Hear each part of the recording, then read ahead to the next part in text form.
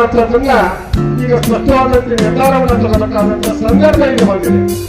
ಯಾಕಂದ್ರೆ ನಾವು ಮತ್ತೆ ಪದೇ ಪದೇ ಇವತ್ತು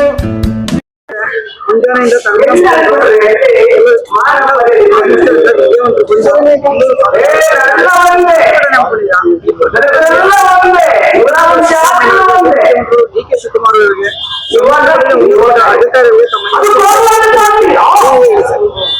ಮೊಟ್ಟ ಮೊದಲನೇದಾಗಿ ಈ ರಾಜ್ಯದ ಮುಖ್ಯಮಂತ್ರಿ ಮಾನ್ಯ ಸಿದ್ದರಾಮಯ್ಯನವರಿಗೆ ನಾನು ಒಂದು ಮನವಿ ಮಾಡ್ತೇನೆ.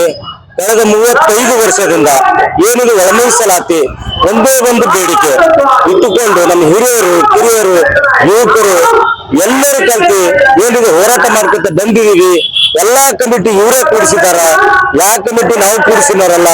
ಸರ್ಕಾರ ಯಾಕೆ ನಮ್ಮ ಕಣ್ಣು ನೋಡ್ತಾ ಇಲ್ಲ ಎಂಬುದು ಒಂದು ಬಹಳಷ್ಟು ದೊಡ್ಡ ನಿರೀಕ್ಷೆ ಇದೆ.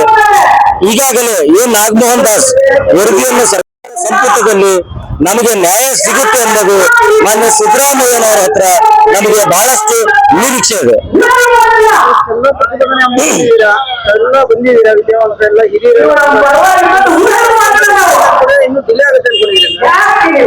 ಒಂದು ವೇಳೆ ನಮಗೆ ನ್ಯಾಯ ಸಿಗ್ಲಿಲ್ಲ ಅಂದ್ರೆ ಇದೇನು ಅಹೋರಾತ್ರಿ ಧರಣಿ ಏನು ಬೆಂಗಳೂರು ಫ್ರೀಡಂ ಪಾರ್ಕ್ ಅಲ್ಲಿ ನಡೀತಾ ಇದೆ, ಇದು ನಾವು ಕಂಟಿನ್ಯೂ ಇದೇ ತರ ನಾವು ಮಾಡ್ತೀವಿ ಅಂತಂದು ಇದು ಕರ್ನಾಟಕ ಸರ್ಕಾರಕ್ಕೆ ನಾವು ಈ ಮೂಲಕ ಎಚ್ಚರಿಸ್ತೀವಿ.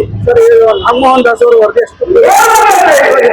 ತಮ್ಮಲ್ಲೇ ಅವ್ರಿಗೆ ಕನ್ಫ್ಯೂಷನ್ ಮಾಡೋ ತರ ಮುಖ್ಯಮಂತ್ರಿ ಬೇರೆ ತರಕ್ಕೆ ಹೋಗ್ತಾ ಇದ್ದಾರೆ. ಈ ಒಂದು ವರದಿಗೆ ಕಾರಣದ ಕೈಗಳು, ನಾನು ಸಿದ್ದರಾಮಯ್ಯನವರಿಗೆ ನೇರವಾಗಿ ಮಾತಾಡ್ತೀನಿ. ಕಾರಣದ ಕೈಗಳು ಏನವ್ರ ಹಿಂದೆ ಇದೆ, ಆ ಕೈಗಳನ್ನು ನೋಡ್ಬೇಡಿ ಸರ್.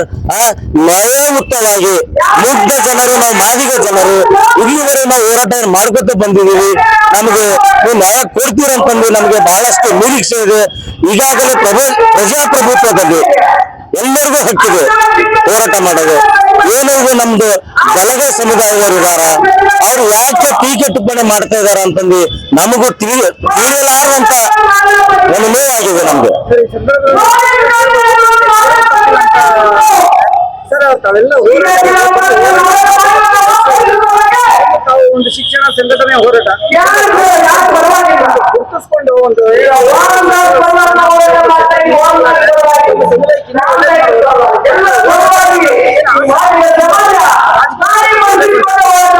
ನಾವು ಇಲ್ಲಿವರೆಗೂ ನಾವು ಯಾವ ಸಮಾಜಕ್ಕೆ ನಾವು ಟೀಕೆ ಟಿಪ್ಪಣಿ ಮಾಡ್ಕೊತ ಬಂದಿಲ್ಲ.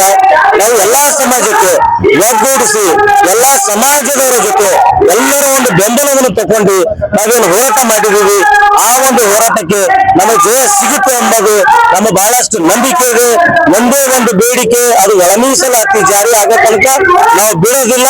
ನಾವು ನಮ್ಮ ಹಕ್ಕು, ನಮ್ದೇನು ಹಕ್ಕಿದೆ ನಾವು ಪಡಿತೀವಿ ಅಂತ ಮಾಧ್ಯಮದ ಮುಖಾಂತರ ನಾವು ಇವತ್ತೇನು ಬೀದರಿಂದ ಬೆಂಗಳೂರಿಗೆ ಫ್ರೀಡಂ ಪಾರ್ಕ್ ಅಲ್ಲಿ ನಾವೇನು ಈ ಒಂದು ಅಹೋರಾತ್ರಿ ಹೋರಾಟದಲ್ಲಿ ನಾವು ಪಾಲ್ಗೊಂಡಿದ್ದೀವಿ.